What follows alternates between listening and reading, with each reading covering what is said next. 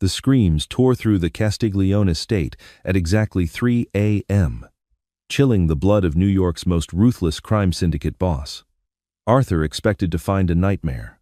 Instead, he kicked open the nursery door and found his mousy, quiet Nanny doing the unthinkable. Nothing would ever be the same. Arthur Castiglione was a man who traded in fear. As the head of the Castiglione crime family, his name was a whispered curse in the backrooms of New York, and a terrifying reality in the boardroom of his legitimate front companies. He was a man who had ordered the dismantling of rival empires over morning espresso, but standing in his sprawling, high-security compound on the North Shore of Long Island, staring at the baby monitor on his mahogany desk, Arthur was entirely powerless. It had been 8 months since his wife, Isabella, was caught in the crossfire of a Russian hit meant for him. Isabella's death had fractured Arthur's soul, turning him from a calculating businessman into a ruthless, vengeance-driven ghost. But the collateral damage of that night extended far beyond his own grief. His 5-year-old twins, Leo and Lily, had been in the back seat of the SUV when it happened. They had survived without a scratch. Physically, psychologically, they were shattered. The night terrors started a week after the funeral. They were violent, inconsolable episodes that left the children exhausted and Arthur feeling utterly incompetent. He had hired the best child psychologists in the state, flown in specialists from Geneva, and run through a staggering 7 nannies in 3 months. Some quit because they couldn't handle the screaming. Others were fired because Arthur saw them looking at his children with pity. He didn't want pity for his bloodline. He wanted resilience. Then came Hannah Reed. Hannah was recommended by an exclusive, deeply private agency in London that catered to ultra-high net worth individuals who required absolute discretion. When she walked into Arthur's study for her interview 2 weeks ago, Arthur had barely looked up from his ledger. She was relentlessly unremarkable. She wore a modest gray cardigan, a plain white blouse, and thick-rimmed tortoiseshell glasses that obscured her pale green eyes. Her dark hair was pulled into a severe, utilitarian bun. She didn't flinch at his cold demeanor, nor did she ask questions about the armed guards patrolling the estate. "The children wake up screaming at 3 in the morning, Arthur had told her, his voice a low, gravelly threat. "They do not need coddling. They need stability. Can you provide that?" "Yes, Mr. Castiglione," Hannah had replied. Her voice was steady, devoid of the nervous tremor Arthur was accustomed to hearing from his staff. "I specialize in stability." For 2 weeks, she had delivered on that promise. The estate settled into a quiet rhythm.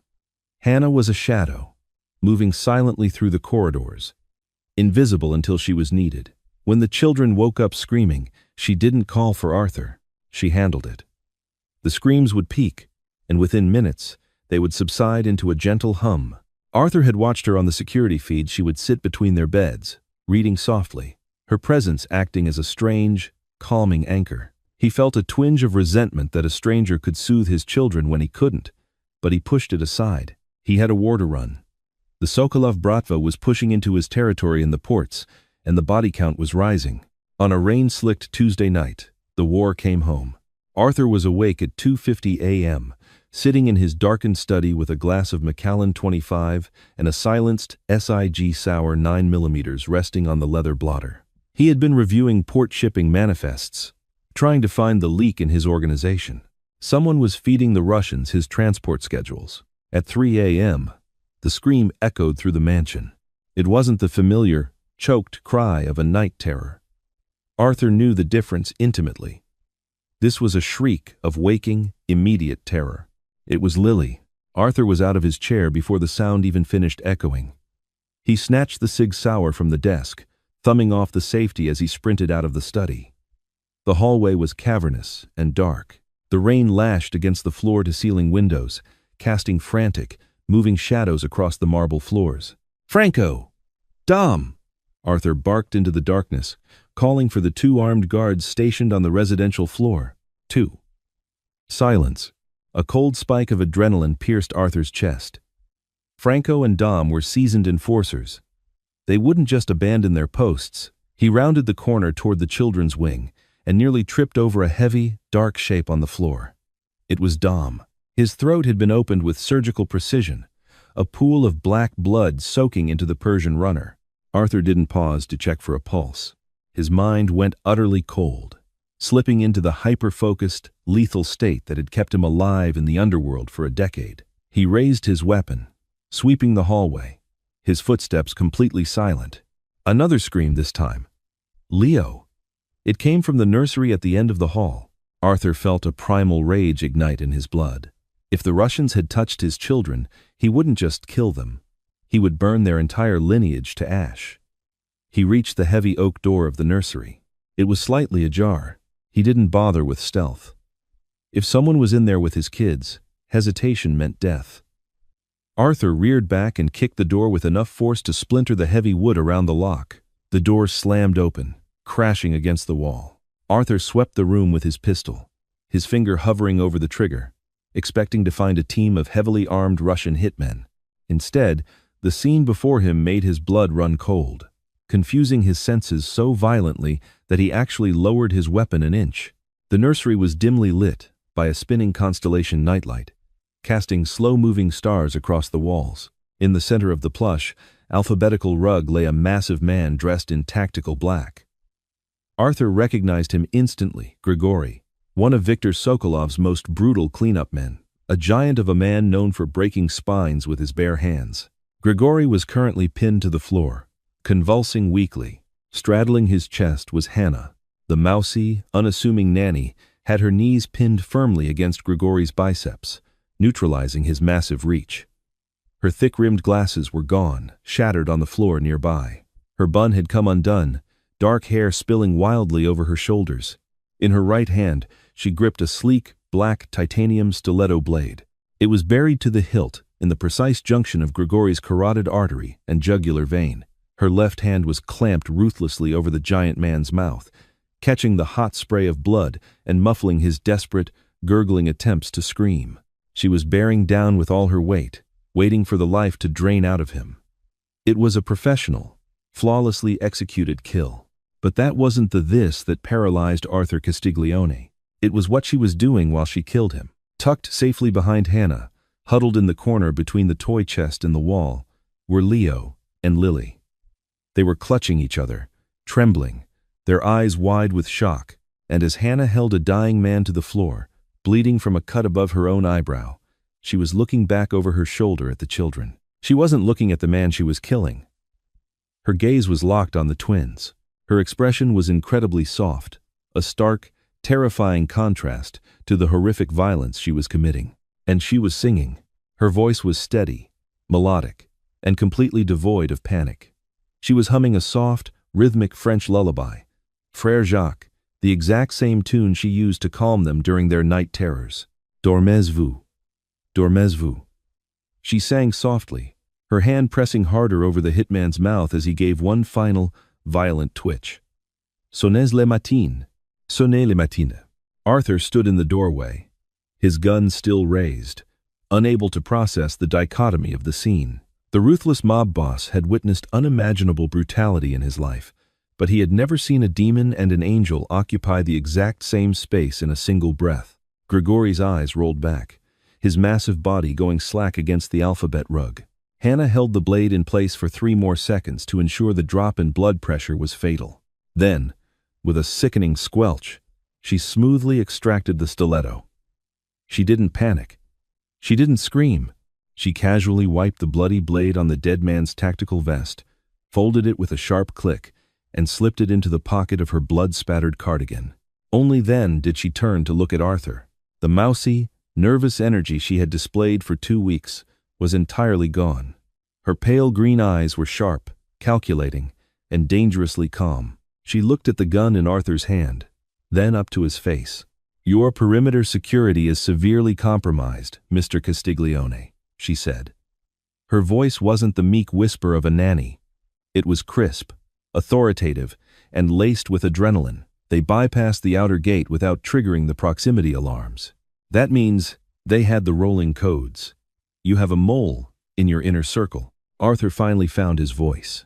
He took a slow step into the room, keeping his gun trained on her center of mass. "Step away from my children." Hannah didn't flinch. She gracefully stood up, Her bloody hands held out to her sides in a placating gesture. She stepped away from the corpse and moved slowly toward the window, putting herself in Arthur's clear line of sight, away from the kids. Arthur rushed forward, sliding between Hannah and his twins. He knelt slightly, keeping his eyes and his weapon locked on the woman. "Leo, Lily, are you hurt?" "No, Papa," Leo whimpered, burying his face in Arthur's side.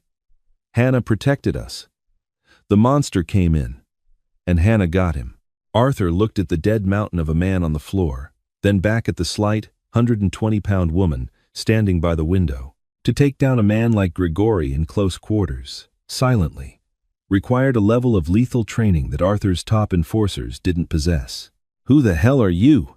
Arthur demanded, his voice low, vibrating with a dangerous mix of fury and awe. "Because you sure as hell aren't just a nanny from London." Hannah reached up, wincing slightly as she touched the bleeding gash above her eyebrow. She examined the blood on her fingertips with mild annoyance. "My name is Hannah Reed," she said calmly. "And I am a nanny. I just cater to a very specific clientele, Arthur. The agency you hired me from doesn't just provide caregivers. They provide guardians for the children of the underworld." Arthur tightened his grip on the gun. "You lied on your background check. You infiltrated my home. I provided the necessary credentials to get the job done," Hannah countered, her chin lifting defiantly. "You wanted someone who could handle the night terrors. I handled them. You wanted stability.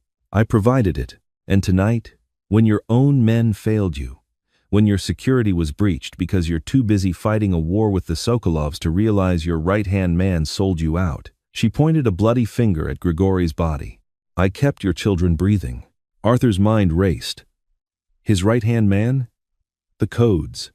The dead comms. Dom and Franco dead in the hall. It all clicked into place with horrifying clarity. "Put the gun down, Arthur," Hannah said softly, her tone shifting back to the calm, soothing cadence she used with the children. "If I wanted to hurt you or your family, you would have all been dead a week ago. But right now, we have a much bigger problem." "And what's that?"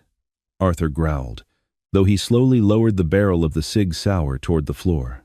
Hannah stepped over to the window and pulled back the heavy blackout curtain just an inch.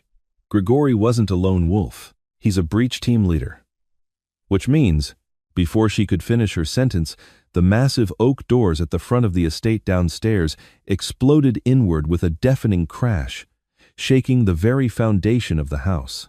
The heavy thud of tactical boots echoed up the grand staircase.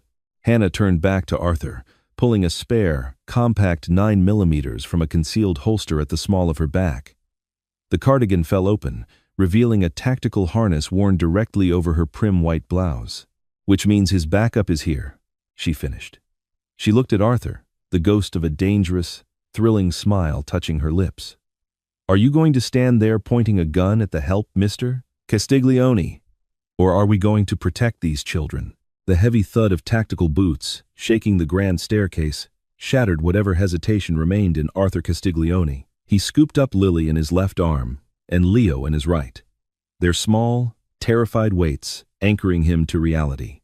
"The subterranean garage," Arthur ordered, his voice a harsh whisper. "My armored Maybach S-680 guard is fueled. It can withstand armor-piercing rounds and has a self-contained oxygen supply. But the elevator requires biometric clearance." "Good," Hannah said, her green eyes scanning the dark hallway. She ejected the magazine of her compact 9mm, checked the brass, and slammed it back home with a sharp clack. "It means they have to take the stairs to follow us. Lead the way. I'll clear the fatal funnel." Arthur didn't argue. The patriarchal, commanding Mafia boss in him wanted to take point. But the father in him knew his primary objective was the two trembling bodies clutched to his chest. He sprinted down the secondary servants' corridor, a maze of narrow hallways that bypassed the main rotunda. Hannah moved behind him, no longer a shadow, but a highly trained rear guard. She moved with a fluid, terrifying grace, her weapon tracking every blind corner, every shadow. They reached the reinforced steel door leading to the private lift. Arthur pressed his thumb to the biometric scanner. The light flashed a harsh red. "Access denied. System override. Damn it." Arthur hissed, slamming his fist against the steel panel. The internal mainframe has been hijacked. The mole didn't just give them the gate codes, they locked down the house.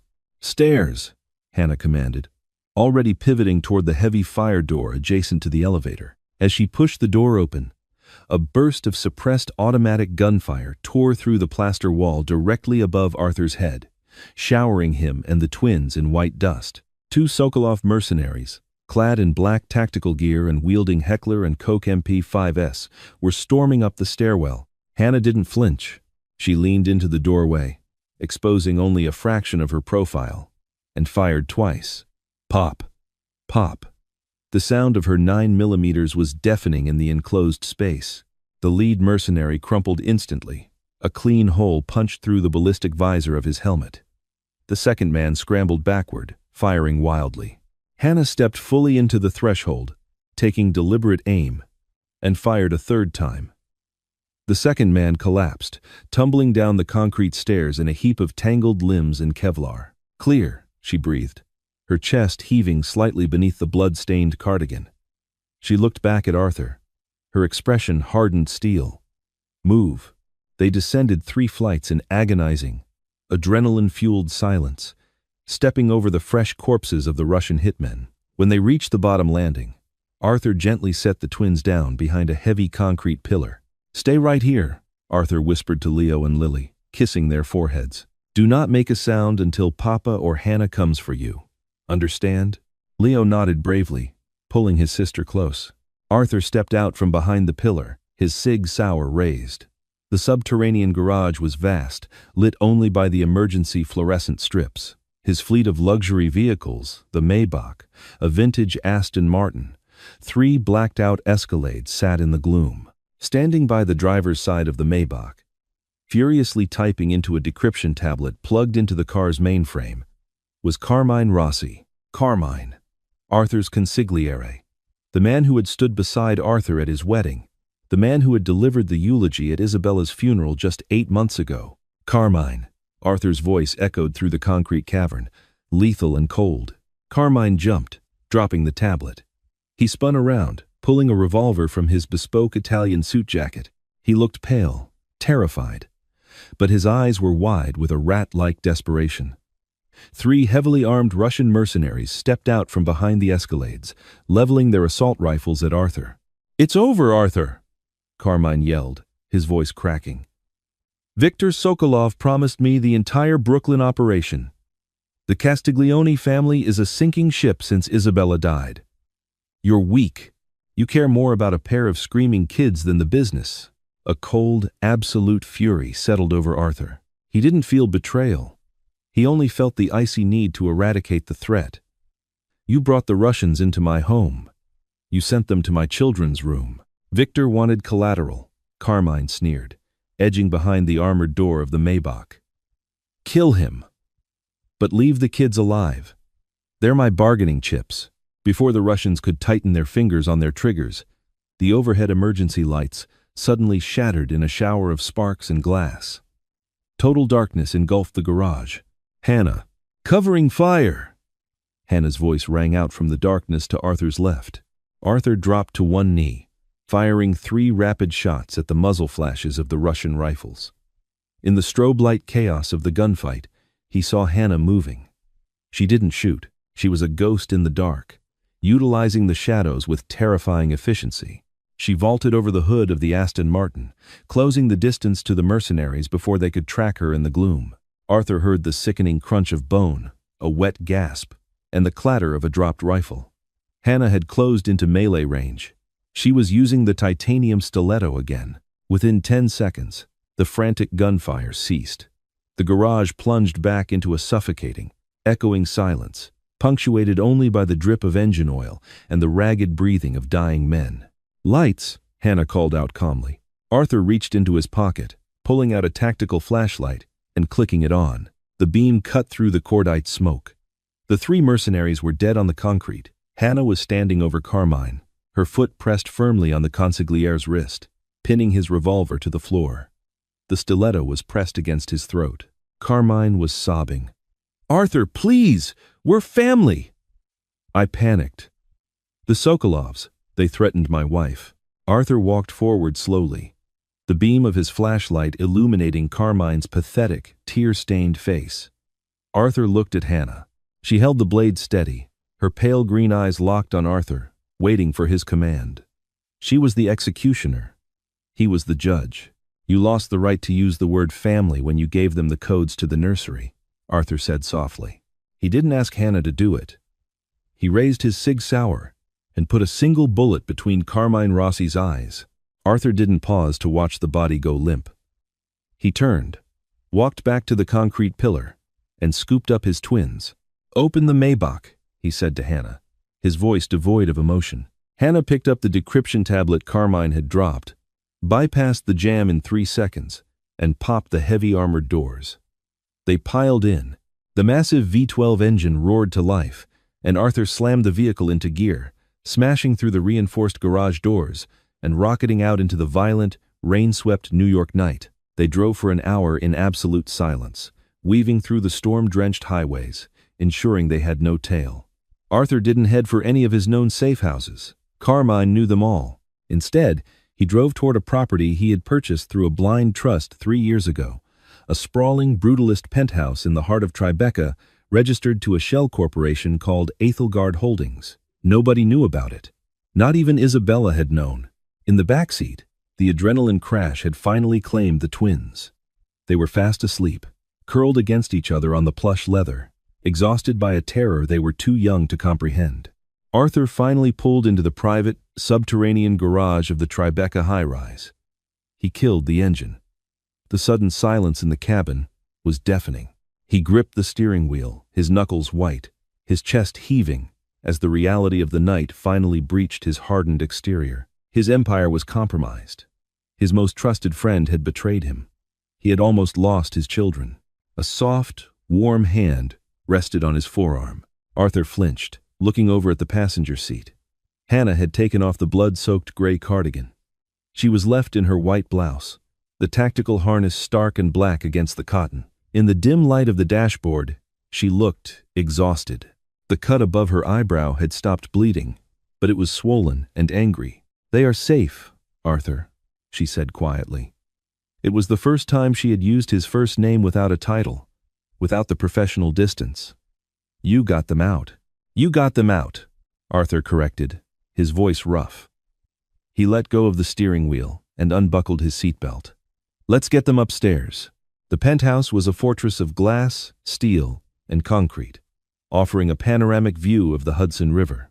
It was stark, minimally furnished, but secure. After laying the twins in a massive king-size bed in the guest room and locking the heavy door, Arthur walked back out to the living room. Hannah was sitting on the edge of a black leather sofa, holding a first aid kit she had found in the master bathroom. She was trying to clean the gash on her forehead with an antiseptic wipe, wincing as she dabbed at the torn skin. Without the thick, tortoiseshell glasses and the severe bun, she looked drastically different. She was striking. Her features were sharp, aristocratic, and framed by loose, dark waves of hair. "Let me," Arthur said, stepping forward. Hannah hesitated, her muscles tensing defensively, but she slowly lowered her hand. Arthur took the antiseptic wipe from her fingers. He sat beside her on the sofa, close enough to smell the rain, the cordite, and the faint, unexpected scent of vanilla on her skin. He worked with surprising gentleness, cleaning the blood from her brow. Up close, he could see a faint, faded scar running along her jawline, a testament to a violent past she kept hidden beneath a mousy facade. "The agency in London," Arthur murmured, keeping his eyes on the wound. "Aegis Defense Services? The Onyx Directive," Hannah corrected softly, her green eyes looking up at him, studying his face. "We are a ghost branch. We don't exist on paper. We are contracted strictly for the protection of high-value minors in hostile environments, war zones, cartel territories, and in your case, the highest echelons of organized crime." "Why did you play the part of a terrified, mousy nanny?" Arthur asked, applying a butterfly bandage to the cut. "Because a threat is easiest to neutralize when it doesn't know it's being hunted," Hannah replied smoothly. "If Carmine or the Russians knew you had a Tier 1 operative in the nursery, they would have sent 20 men instead of a 5-man breach team. My job was to be invisible until I needed to be lethal. Arthur finished taping the bandage. He didn't pull back immediately.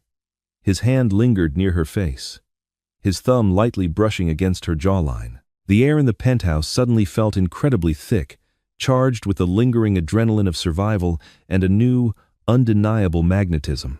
"You sang to them," Arthur said, his voice dropping an octave. The memory of her holding a dying man to the floor while softly singing a French lullaby was branded into his psyche. "While you killed him, you sang to my children." Hannah's gaze softened, the cold operative melting away for just a fraction of a second. "I couldn't let them hear him choke on his own blood, Arthur. They have seen enough trauma. My mandate was to protect their bodies. But as a caregiver, I had to protect their minds, too." Arthur stared at her. He had spent his entire life surrounded by ruthless men and calculating women. But he had never met anyone like Hannah Reed. She was a paradox, a woman capable of horrific violence, yet fiercely, tenderly protective. For the first time since Isabella died, Arthur felt something crack in his frozen heart. It wasn't just gratitude. It was a dark, dangerous fascination. Carmine said, "Victor Sokolov wants the Brooklyn operations," Arthur said, slowly pulling his hand back, though the distance between them remained agonizingly small. But he didn't send his top cleanup crew just to take territory. Grigori was there for a reason. "Why my children, Hannah?" Hannah looked away, her jaw tightening. She reached into the tactical harness beneath her blouse and pulled out a small, encrypted flash drive. She placed it on the glass coffee table between them. "Because Victor Sokolov isn't just trying to take over your shipping ports, Arthur," Hannah said, her voice grim. "While you were interviewing me 2 weeks ago, I hacked the Russian mainframe. Sokolov is dying. Leukemia. And he has a rare blood type." Arthur's blood ran completely cold as the horrifying implication hit him. Isabella had possessed a phenomenally rare blood type, AB negative, a trait she had passed down to both of the twins. "He didn't want them as bargaining chips," Arthur whispered, the true, sickening nature of the threat paralyzing him. "No," Hannah confirmed, her green eyes meeting his with cold, shared fury. "He wanted them for parts. He wanted their bone marrow." Arthur stood up, his massive frame radiating an aura of absolute, terrifying violence. The war wasn't about territory anymore. It was a fight for his children's physical existence. "Then we don't just defend," Arthur said, his voice echoing in the empty penthouse. He looked down at Hannah, the nanny, the killer, the woman who had saved his world. "We are going to wipe the Sokolov Bratva off the face of the earth. I need to know. Are you with me, Hannah? Because this steps outside your contract." Hannah stood up slowly, meeting his gaze. She didn't look like an employee anymore. She looked like a queen standing beside a warlord.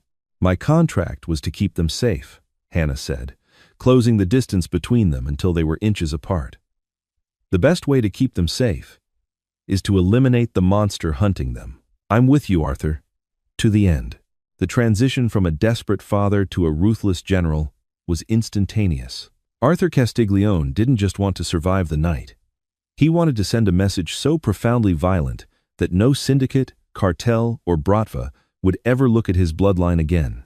Hannah opened her encrypted Onyx Directive laptop, the screen illuminating her sharp features in the dark penthouse.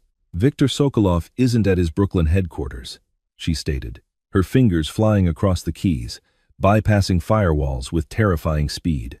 "A man dying of leukemia, requiring constant transfusions and a sterile environment, cannot run a war from a cigar lounge. He's stationed at a private, heavily fortified medical bunker masquerading as an estate in Southampton. Real estate records show it's owned by Blackwood Medical Logistics, a private shell company." "I know the property," Arthur growled, strapping a custom Kevlar vest over his dress shirt. He checked the slide of his Sig Sauer and loaded 3 spare magazines into his tactical belt. "It's a fortress. High walls, private generators, a helipad. He'll have 20 men guarding the perimeter and another 10 inside." 30 men against 2, Hannah noted, pulling a sleek, suppressed Heckler & Koch MP7 from a hidden compartment in her duffel bag. She swapped her blood-stained blouse for a black tactical turtleneck, the material clinging to her athletic frame. She looked up at Arthur, a deadly, predatory smirk playing on her lips. "I like those odds." Arthur stared at her, the dark fascination blooming into something much deeper, much more permanent. "We leave the twins locked in the safe room. The biometric seals on this penthouse are military grade. Nobody gets in." At 4:30 a.m., they bypassed the storm-battered roads entirely. Arthur chartered a private Sikorsky S-76 helicopter out of Teterboro Airport under a fake tail number, paying the pilot in untraceable bearer bonds to drop them 2 miles off the coast of Southampton. The rain had turned into a torrential downpour, the perfect acoustic cover for an infiltration. They moved through the dense, coastal woods like phantoms. Hannah took the lead, her night vision optics cutting through the pitch-black tree line. She was poetry in motion, a silent, lethal ghost who communicated with sharp, precise hand signals. They reached the perimeter wall of the Blackwood estate. 2 Russian guards were patrolling the exterior, their assault rifles slung lazily over their shoulders as they huddled against the driving rain. Hannah held up a fist. "Stop!" She tapped her suppressor, then pointed at the guard on the left. Arthur nodded, drawing his Sig Sauer. 3, 2, 1. 2 muffled futs echoed simultaneously through the rain. Both guards dropped instantly, their bodies catching the wet grass without a sound. Hannah scaled the 12-foot stone wall with an agonizingly smooth grappling hook, dropping a line for Arthur. They bypassed the courtyard entirely, moving straight for the external ventilation shaft Hannah had mapped out on her satellite blueprints. "The medical wing is subterranean," Hannah whispered, her breath ghosting against Arthur's ear as they navigated the dark, narrow corridors of the basement level. "He'll be isolated. The heavy guard presence will be concentrated at the primary choke points upstairs." They encountered resistance in the lower antechamber. 4 elite Sokolov enforcers were stationed outside a heavy steel door, playing cards on a makeshift table. Arthur didn't wait for stealth. The rage of a father whose children were hunted for their marrow boiled over. He stepped out of the shadows, his weapon raised, and fired 4 times in rapid succession. 3 men fell before they could even reach for their holsters.